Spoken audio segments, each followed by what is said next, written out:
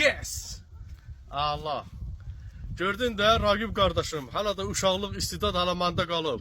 Uşaq vaxtı həmişə peşkul qalardım mən. Deyərdim ki, axırda mən ataram. Çox vaxtları udardım. Uduzmayım da olub, udmam da olub.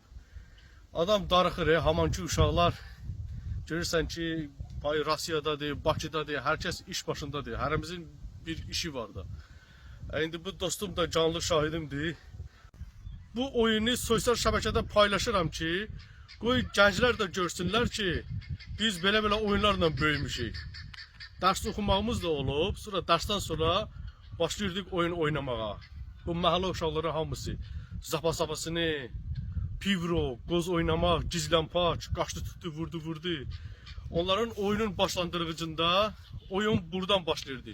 Adik gudik mandigo, xeylə gudik sandigo, klas kulus malako, vasim desim kınca meç. Belə işlər. Nəysə.